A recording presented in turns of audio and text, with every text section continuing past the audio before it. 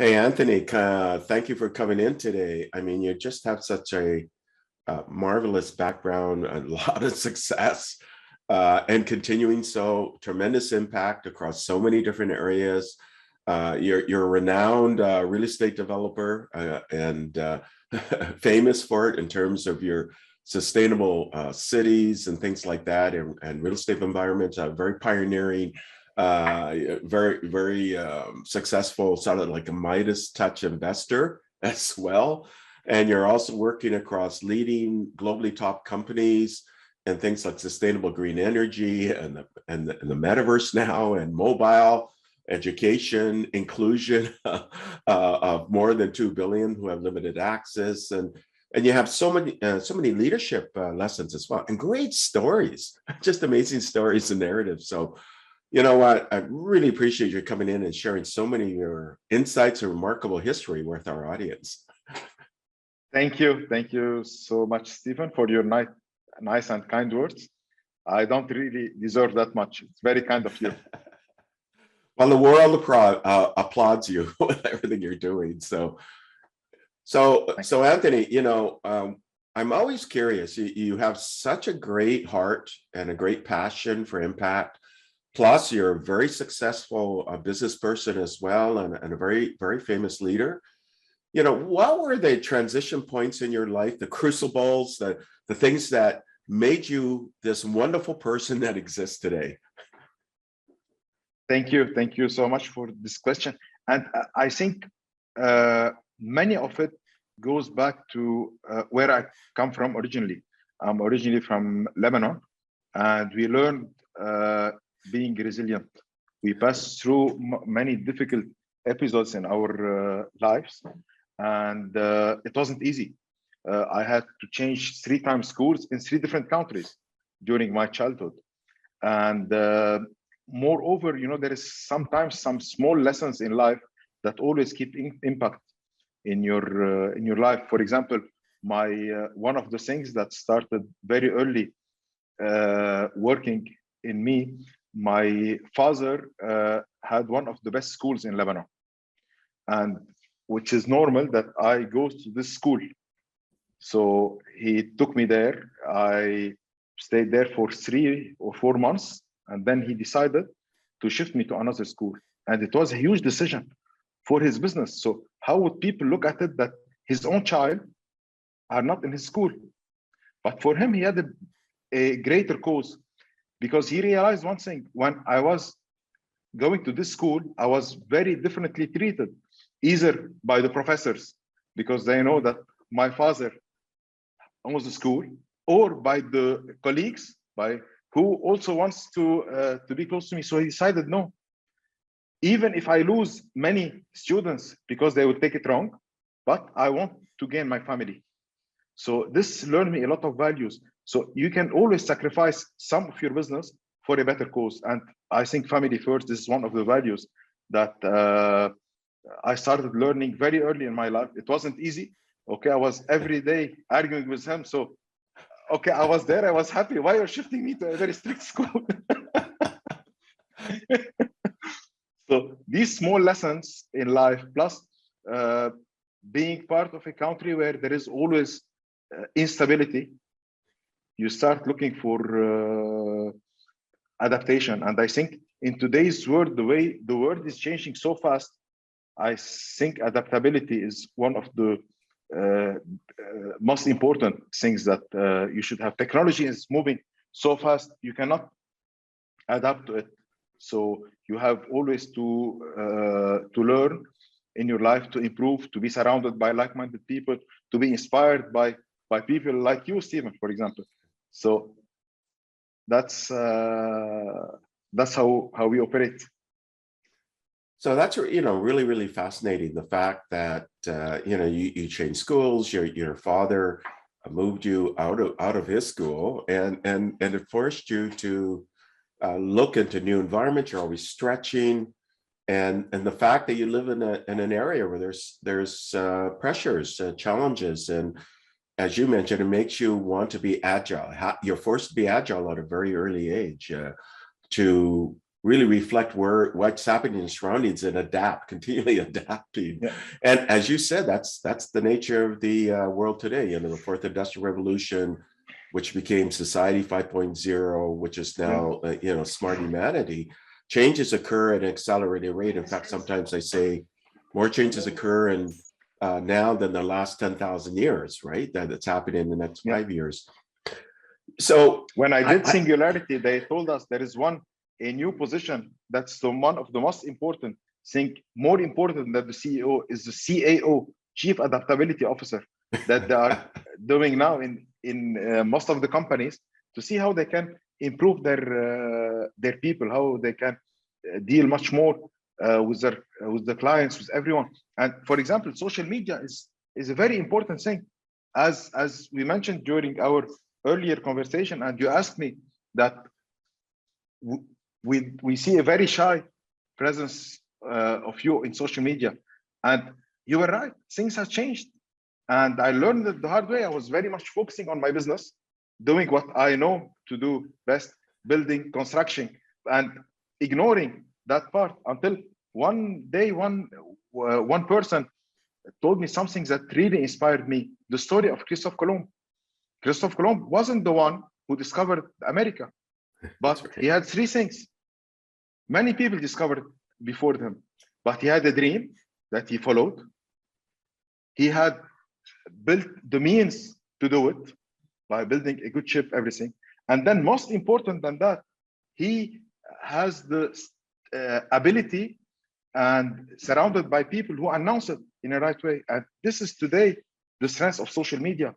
So to be present is very important. To do what everyone is doing today, people ask you, how many followers do you have? How much presence? Because it's all controlled by AI. And if you are not there, you just disappear.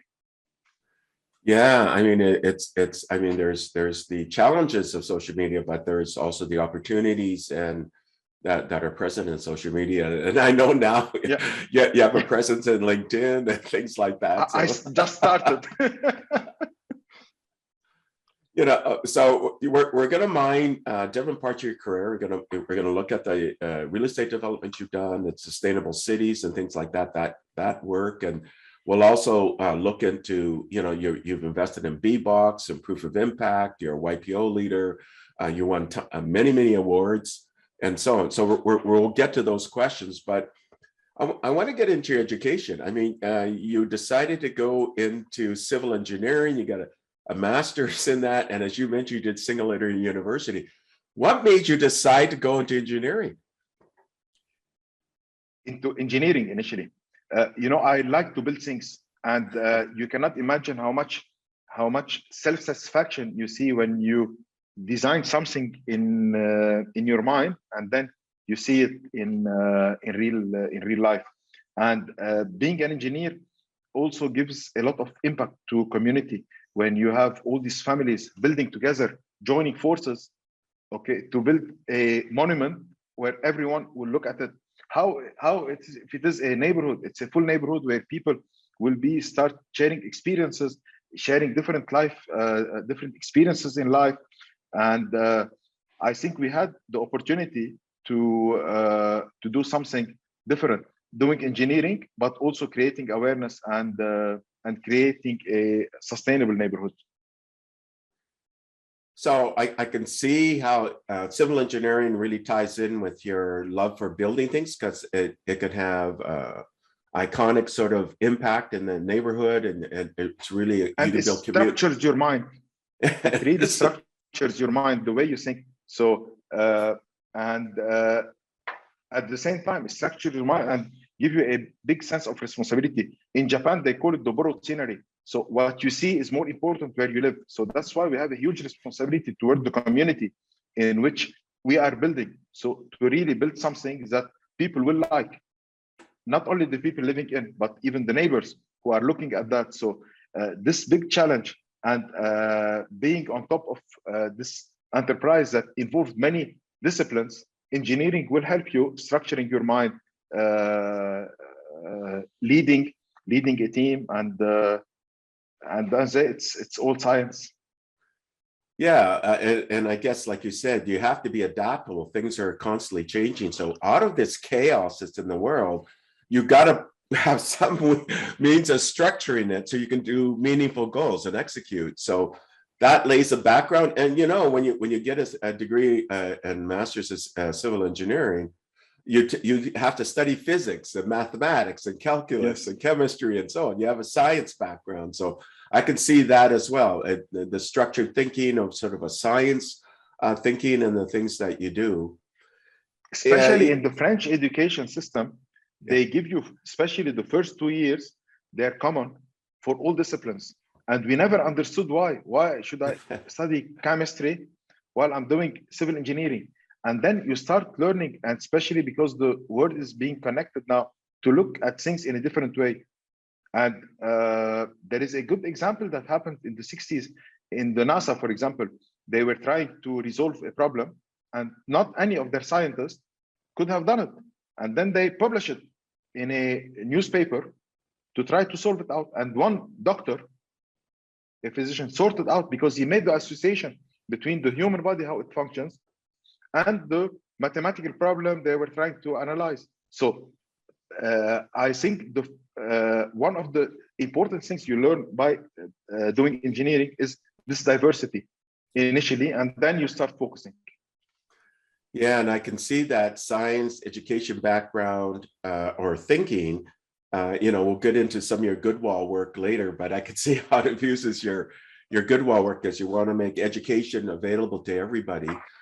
But you also went to Singularity University. Why? So talk about how that comes about and what you learned from Singularity University. How did it change your life?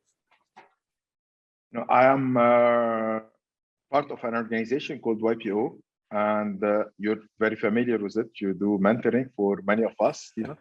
And as YPO, we have spots in many universities in the world. Singularity is one of them. So the purpose of Singularity is mainly either for young people who are doing something amazing, or for old dinosaurs like us who are seeing our business disrupted by technology. So what it does, this course, it shows you what's happening in the next years and teach you how to adapt your business accordingly. And this really changed my life, because one of the last evenings where I was having a drink with the chair of one of the faculties, he really inspired me in something very important. He told me, Anthony, I'm sure you're lost after all what you've seen in these days. I told him, yes. He said, let me give you a piece of advice. We're all fighting for a community of 3 billion people, market shares, everything. But we are forgetting that there is 2.5 billion people underserved. Why don't we focus on these people? And why these people are underserved? No one knew about them because they are not connected. They're not connected because they don't have electricity. And electricity today is a connection to the world. And the reason why they don't have it, because to bring electricity to them, it costs as much as power generation because of the huge distances, the jungles. Africa is wild, it's not easy. And the cities are very much segregated. So the cost of bringing the electricity is as much as producing it. So he told me there is a new system today where every house produces own electricity, and they're all connected to a grid. So it's off-grid solar. So I asked him more about it, and he told me, I think this will help a lot, having these 2 billion instead of being a liability to become an asset, because you're connecting them and you're offering them. You start by offering them electricity, and then internet automatically, then logistics, then opportunities, microfinance, microinsurance. So it's a huge world, and of course, education. So I started asking more about it until one time I was attending a board, and on the board there was Florian, our common friend, that you know very well. And I always knew that Florian was doing impact investment. So I never understood what it was. For me, Florian is a musician. He plays nice music. So I never understood deeply what was impact investment about, until we had this board, we had a break, and we were having a drink together, a coffee. And I asked him, Florian, tell me more, what's impact investment?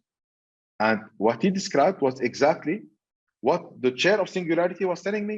I told him, where is that? He told me there is one of our companies in the fund called Bbox. If you're interested, you can meet them. They're doing exactly the same. So I took the first flight with him to London, met these amazing founders, and it was a life for me that changed all my life. You can't imagine, Stephen, when you go with them on the ground, when you see the smile of the people having their life changed, it's so much empowering you. It's really amazing. And since then, I started looking more and more into this space, how we can complete it, how we can have these people benefiting from all the services that are available in the world. And So, these people are still untapped. So the opportunity is huge. so let's unpack or get into more detail. Bbox. You said Bbox. So tell me what Bbox is. Is it? I'm a villager in Africa, and before I had no access to electricity, and then somehow I have it, and now I'm in the cloud through technology. Now I have an identity, so I can get into finance. I mean, you can't access healthcare today, or even microfinance today, unless you have some identity, right? So, can you describe how Bbox works? Yeah. It's a very simple and smart system. So they go into every village, they put a kiosk, they put light. So this village, no one knew about it initially. It's mainly in rural areas. So they put the light, everyone comes, what's that? So they take 3 people from each village, they train them. One will be the shopkeeper, one will be the maintenance guy, and one will be the sales guy. They train them for 3 months, and then they distribute these devices free of charge. So all these devices, they're connected via cloud to a platform, main platform, which is in UK. This platform controls 3 things: the device, we can upgrade, downgrade, or shut it down remotely. So the people, they just need to send a message every week. It's mobile payment to pay their consumption. Second, the platform control all the employees. You have a to-do list every day. And third, and most important thing, we start having the history of payment of these people. So suddenly, these people living in bushes, they became bankable because, for the past 7 years, they never missed a payment. So you start building credit history for them. And if you look at the average of the data that we collect, an average person in Africa is worth around $80,000, and he doesn't have a penny in his pocket. Why? Because the financial system is not there. So they are asset rich, but cash poor. Put the same guy in California, offer him a credit card, a housing loan, a car loan, all the facilities. You can leverage it from the 80, you can get to 800,000. And with today's technology, every home in Africa can become an office. And this is where the opportunity lies. And this is why we are looking into the metaverse, when you can employ people from all over the world, offering them the same opportunity. What's the difference between a kid in London, in Africa, or in New York? It's opportunity. And this reminds me of a nice story about one guy I met one time in Kuwait. He's from Philippines. And let me tell you this story. It's really fascinating and it's stick in my mind. So he's a very successful businessman in Kuwait, originally from Philippines. So one time I was with him and I asked him about his story. So he told me that he comes from a very, very modest neighborhood in Philippines. And his parents, both his mother and father, they sold everything. They were working day and night for his education to get him a accountant diploma. And he got it. So they were so proud of him. They made a big fiesta in the village, telling him that our son got the diploma and now he will be working and hopefully buying us a house in the village. So what he did, he left his diploma home, took the plane, and came to Kuwait to work as a waiter in a restaurant. His mother got crazy. His father doesn't speak to him. What is this crazy child? What is he doing? But he had a vision. He told them, if I stay in Manila, in Philippines, I will stay there. But here I'll be meeting people. So he started working very hardly in a restaurant.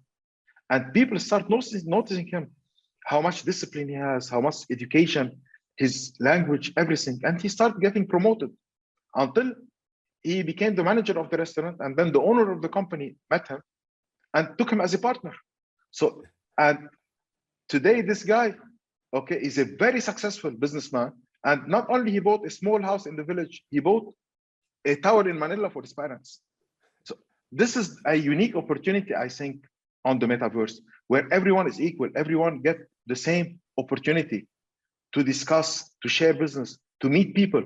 And today, still the metaverse, we are all equal, but I think with time, it might be segregated as well as our normal world. So we have to move fast. We have to move fast because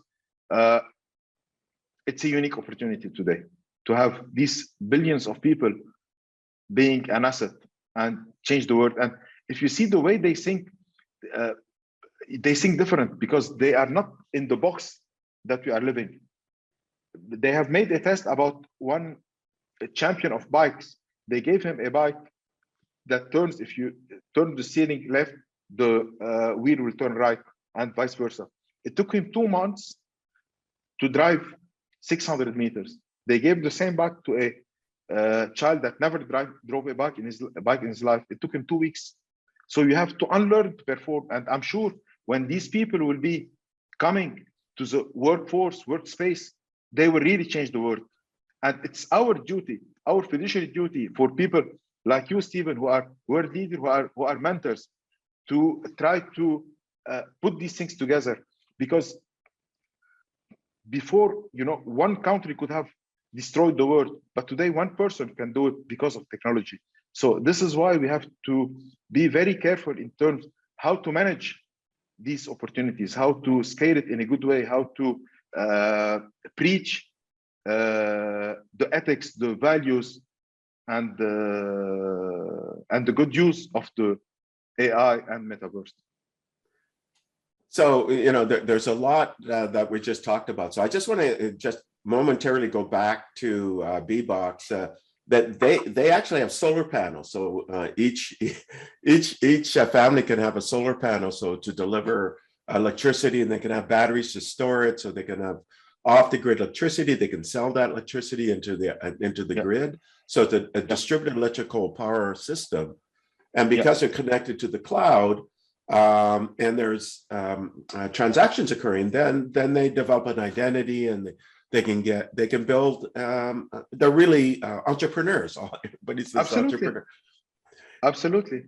And then you tell this compelling story of this gentleman in the Philippines, and he gets an accounting degree, and he says, "No, I'm not going to become an accountant and buy you a small house. I'm going to go off and go into the restaurant business in Kuwait, and he's a waiter and he's a server, but because he's so impassioned and he works hard and he builds relationships. And met the right people.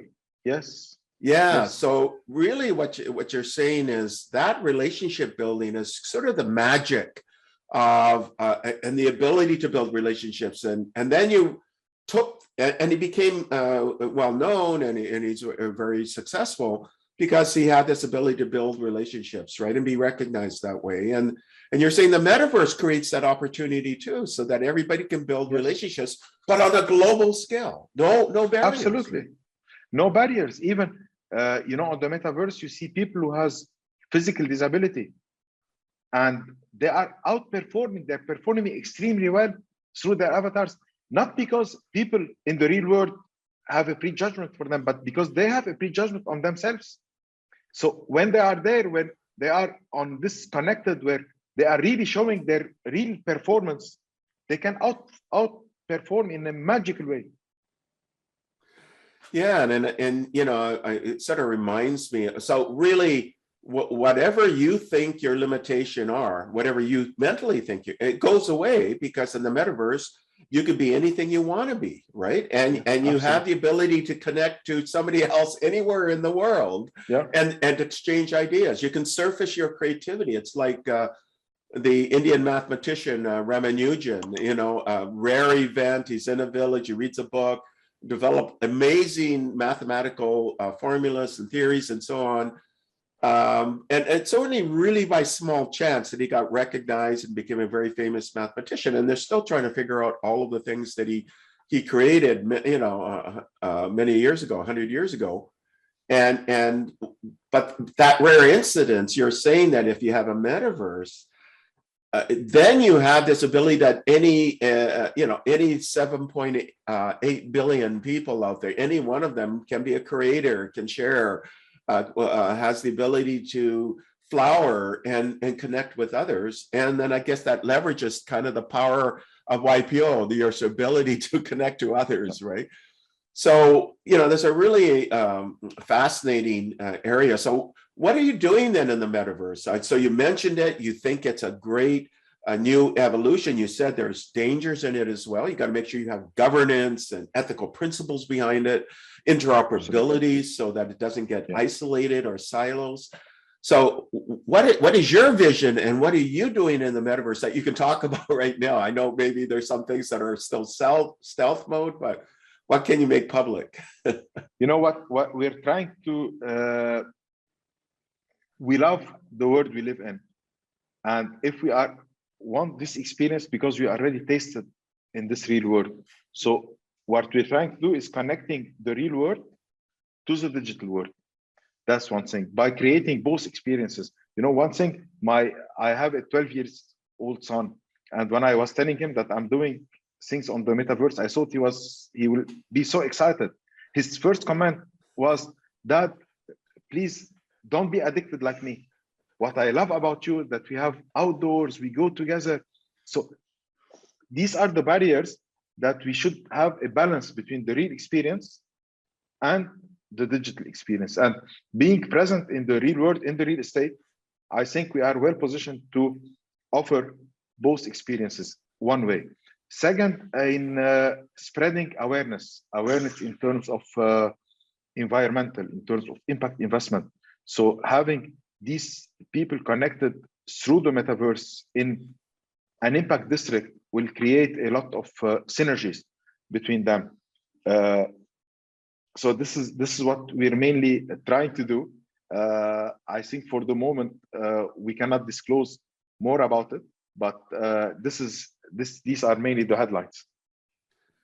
So you mentioned impact district, so that's a really interesting. So the audience is now going to be waiting to see when you go public with what you're doing.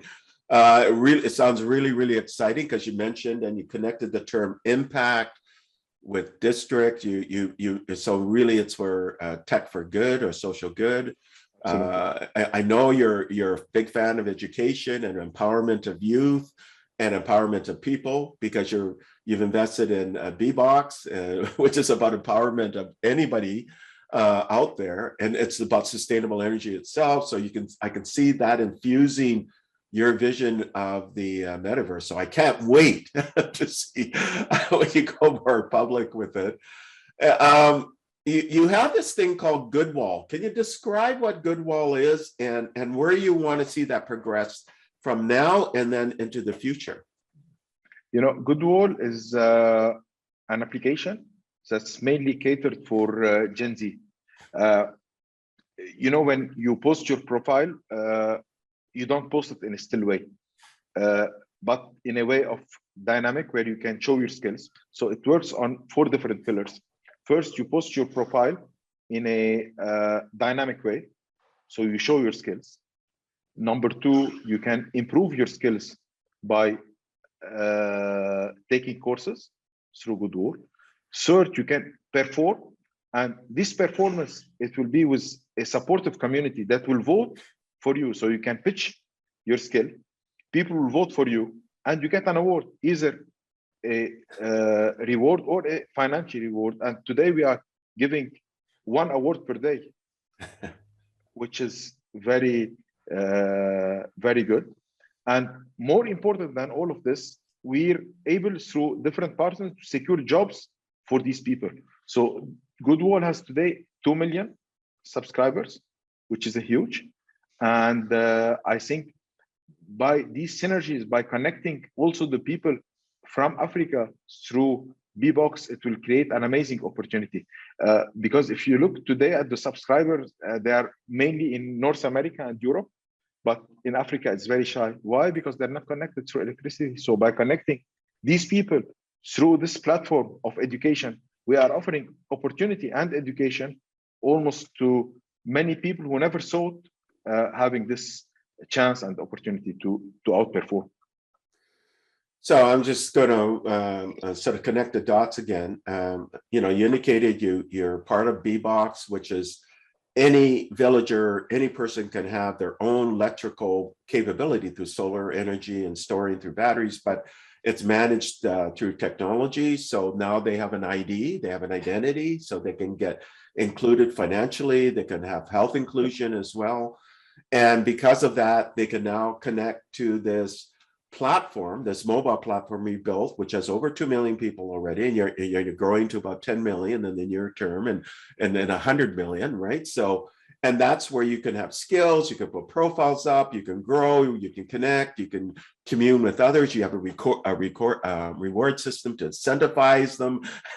and so rather than just being Euro North American centric now, you can also now include all of the communities you're bringing in through Bbox. So you're combining these two communities so they can engage and create and work together and learn together and showcase their skills as well, right? So absolutely spot on. As usual.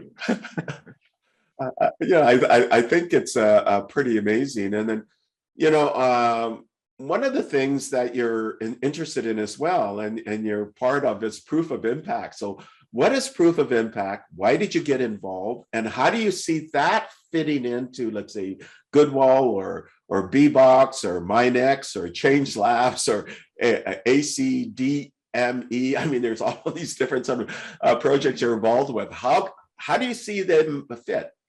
Can you get into more detail? What excited you about proof of impact? You know, because everyone today speaks about impact, but how do you measure it? No one knows. So proof of impact is a technology platform that will come into your servers and give you a full report about the impact that you're doing. So it is because doing impact is not only saving energy, it's not only being environmental friendly, it's also, there is so many SDGs that will make the world at peace. Gender equality is one of them. So it will go and make a full report that you can count on to improve. Because if you want to improve, you want to measure. And this is a tool that will help you measure and make a difference and scale it up more and more. These small details are sometimes very important. Just to give you a heads up, yesterday we got an award in one of our building companies, best place to work. And why? Because people were happy. And being happy is, and this is very impactful, because if you're coming to work and you're sad, you cannot do anything. So peace of mind is one of the most important things. I had some workshop with Columbia University, and it was very interesting. They made for us, everyone choose 10 values for his company. And then they put us in different breakout rooms, and we were allowed to trade these values between 6 people. So you can give them, you can give out excellence and take ethics and so on. So we were able to trade. And then we were shifting from one breakout room to another 5 times. And what we noticed that at the end of the exercise, there is the top one common between all of us. No one wants to trade it, which is happiness and peace of mind. So you know where this comes from. This comes from the impact. There is much more power in giving than taking. You know, it reminds me about a story. One guy was crossing the park in London, and he felt like grabbing one chocolate. So he took one chocolate, paid £1, continued, and then as he was walking, he saw a child on the street asking for money. So he gave him another £1. He smiled at him. He went to his job. When he came back in the evening, what stuck in his mind? The taste of the chocolate or the smile of the kid? And I think this is what is impact about. And if you can start doing it by baby steps, you can really make a big change in the world. Yeah, I mean, that's a great story because, the world has givers and takers, and you get more from giving than you get from taking, right? So, absolutely. and you talk as you are doing, everyone knows all the pro bono things that you do. Okay, all this job, all this amazing mentoring and advices and interviews. You are doing everything pro bono, and I'm sure how much positive vibes you are spreading to the world by giving your time, your experience, and everything. Well, you can witness that. Yeah, but I'm inspired by you. I mean, and you talk I'm about a very small learner. I'm a very small learner, Stephen. You talk about happiness, and that's such an interesting term because I know this group out of Thailand, and TMB Media Global, and working in partnership with DTGO and MQDC, a subsidiary by many of these companies, and they're family members of the CB family and so on. But happiness is like, they believe in happiness. I see so much synchronicity between what you're doing and what they're doing, and they're building a metaverse called Translucia. Oh, wow. And I think, there's just so much, I don't know. Synergy and synchronicity for sure. But getting back to happiness, they used to think that happiness was fixed, right? They used to call it the happiness set point. They thought everybody was born with this particular happiness set point, and it couldn't be changed. And then scientists started to analyze monks, like from monasteries in Tibet and so on, and they found they actually could change their happiness set point, and it really changed the thinking of it, because you could do it through meditation. And then you even have a country in the region that has happiness as part of their government policy, right? Yeah, absolutely. There is a Ministry of Happiness, yeah. And it's extremely important. It is extremely important in anything you do, because there is always two sides of the thing. Even a no, I always say a no is a yes with some conditions. So if you look at a positive way, you never take no for an answer. You always, with happiness, try to penetrate everyone's heart, everyone's mind, by being happy and positive. Yeah, happy and positive. And then if you take that approach to life, then there's no impossible. Everything's possible, right? It's about time. If it was possible, it would have been done. Yeah. If it's impossible, it will be done. Yeah, exactly. There's so much to talk about, and unfortunately, we're just sort of limited in time. But can you quickly sort of talk about MindX, what you're involved with, and Change Labs and ACDME? Sort of briefly overview those, and then we've got to get into some of your real estate work, because it's amazing, like 1 tree per square meter, things like that, and your sustainable microcosms city in the Middle East and District X. So, but let's finish the MindX. Start by that one. Yeah. You want to start by the MindX, or MindX is very simple. It's today the mining industry in the world is very badly looked at, because there is a lot of problems like corruption, child abuse, everything.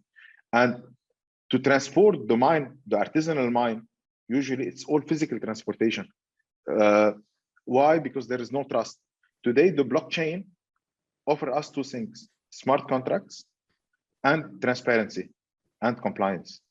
So MindX is a platform that is based on blockchain, where everyone who could find any mineral has a full profile and fully transparent. He can sell it directly through a smart contract.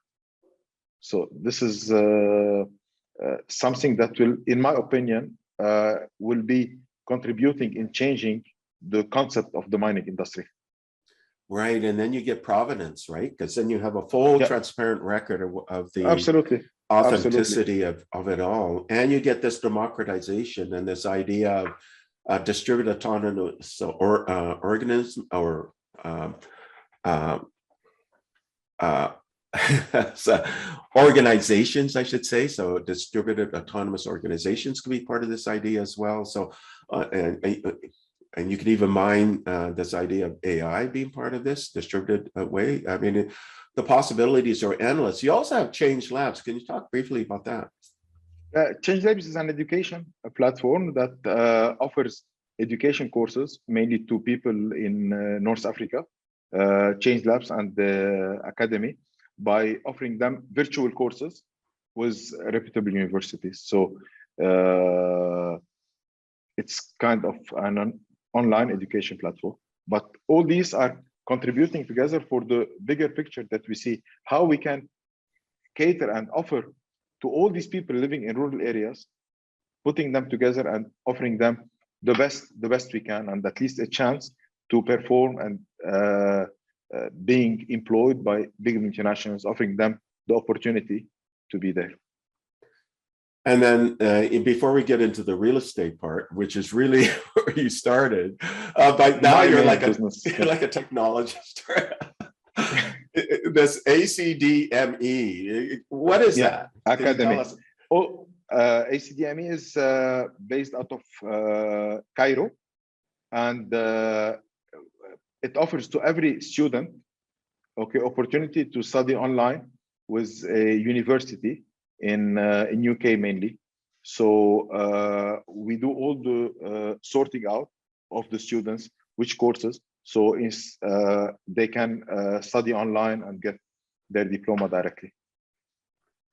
Okay, now we're going to end with a lot of your real estate work.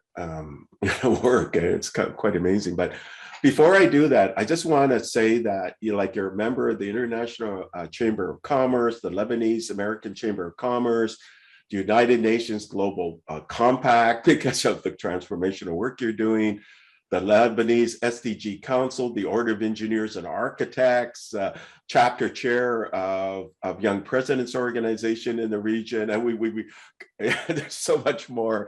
And you've won, these different awards, like from Forbes, the top person award, the Haganaz Award. I mean, the Star Award. I mean, the Economic Social Development. It just goes on and on. It's you accomplished so much, and really a lot of that comes from the amazing work, the inspirational, transformational, very creative work that you're doing in real estate. And an example would be District X or District S. Can you talk about District S? What is it? Yeah, District S is a neighborhood in the middle of downtown Beirut, and what happened, it's a very large-scale project that we acquired in 2009, and then the global crisis came. So we had two debates: either reduce prices and quality and compete with everyone, or do something different and create awareness.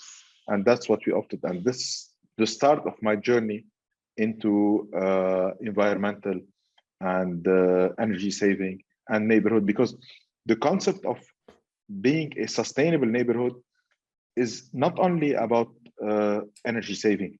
It's the concept of the new generation. People, they want to live and work in the same space, but if they have a meeting, they can have a conference room or a desk. So this concept of mixed-use development started being noticed a while ago. COVID just accelerated that. So people, they want to be in the same environment with people who share the same culture, the same background, the same education, but they have different needs. And this new generation, they want access much more than ownership. They don't want to waste their time paying the electricity bill, the water bill, all these things. So they want to be in an environment that is sustainable, that work all together, that's environmental friendly, and where they can have access to anything they want. So this is the concept of District S, where you have a one-bedroom apartment next to a big penthouse. Why? Because these people, they have the same culture, the same interest in life, but they have different needs. He's a single man, he just needs a one-bedroom, and he has a big family and he wants a big penthouse. So all this concept working together, plus we started promoting that for every square meter we sell, we will be planting a tree. And this idea and inspiration came to us because of the crisis. You know, we were obliged to do something different, and it paid off very well. You know, by creating this awareness, even during the worst days of crisis, we were able to sell because people are aware that even if they are paying same price as any other not discounted asset, they are gaining it over time. At the end of the day, they are owning this. And with the awareness we created, they learned that they are saving it within 2-3 years and getting all the rest for free. And it's a big responsibility for us. You know, one time I was attending a conference, and this really triggered me to do to look into environment, how much important it is.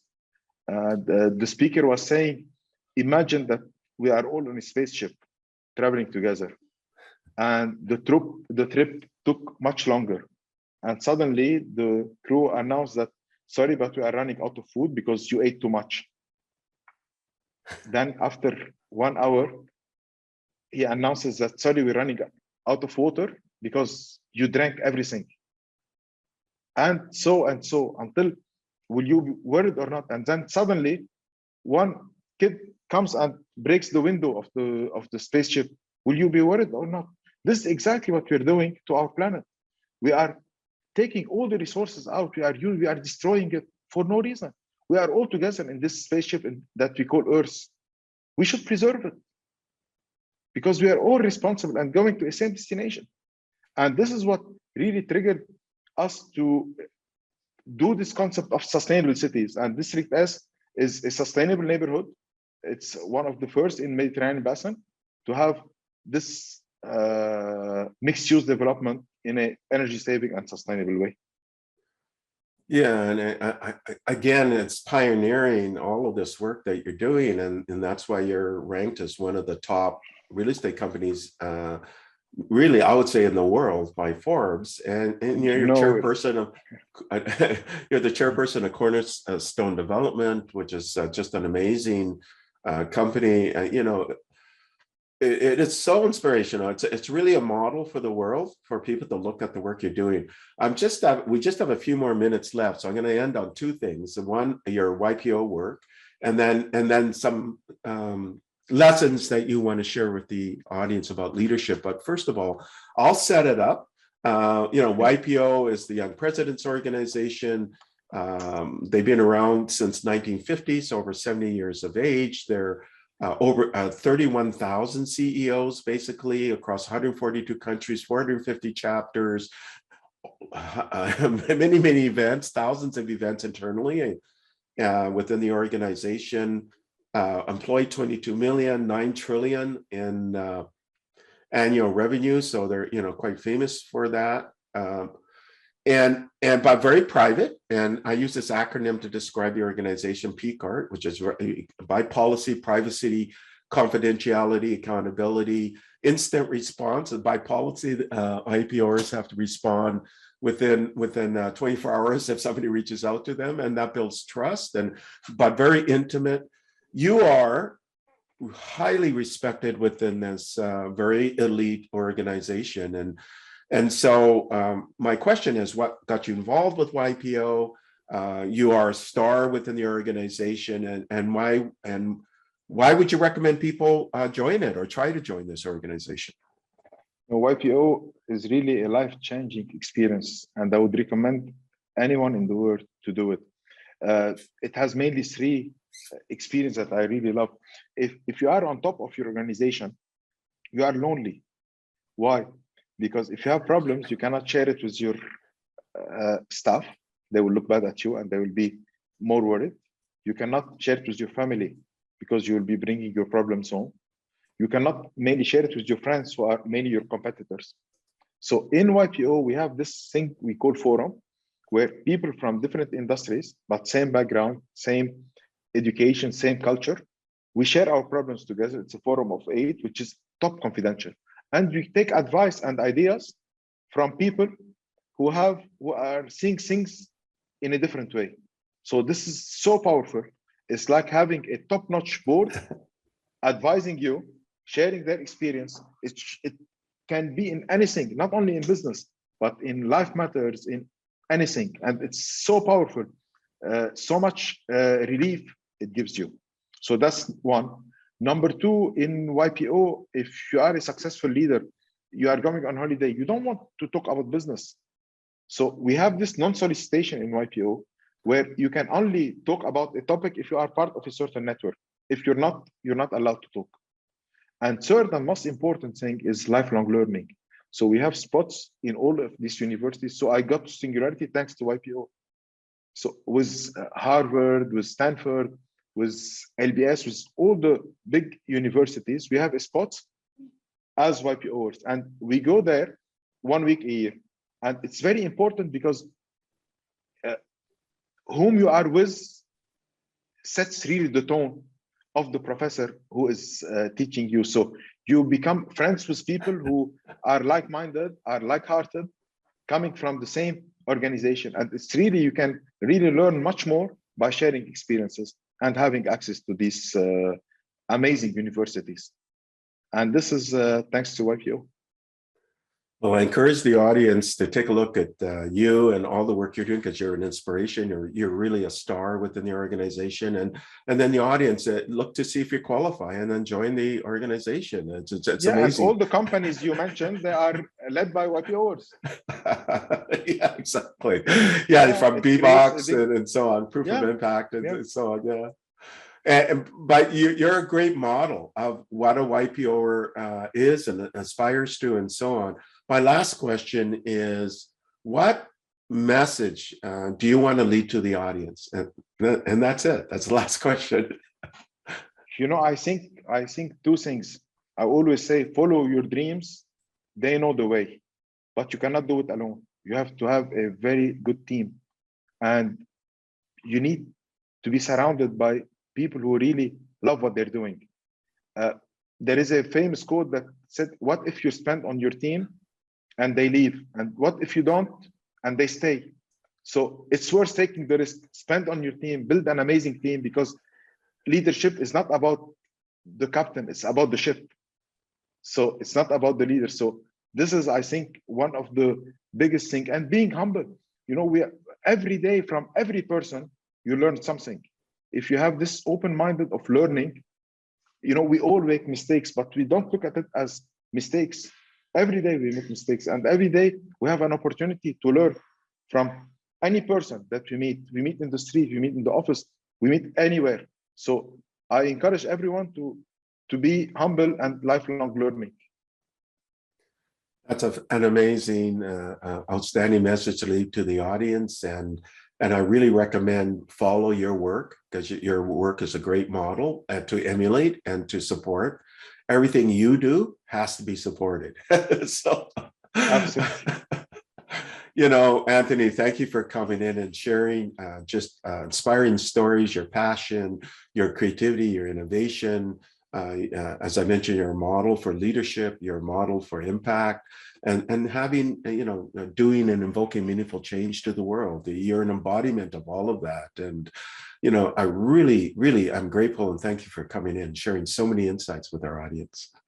Thanks for inviting me, Stephen. I think this platform that you are offering is really stunning, is really amazing. And I'm very grateful to be here with you. I am delighted. And it's an opportunity to share things that I usually don't share. You know, it's one of my few experiences going online with such an amazing and inspiring person like you. Thank you so much, Stephen. And thank you, and peace, goodwill, and well-being. Thank you. Thank you for listening to the Brand Called You videocast and podcast, a platform that brings you knowledge, experience, and wisdom of hundreds of successful individuals from around the world. Do visit our website www.tbcy.in to watch and listen to the stories of many more individuals. You can also follow us on YouTube, Facebook, Instagram, and Twitter. Just search for the Brand Called You.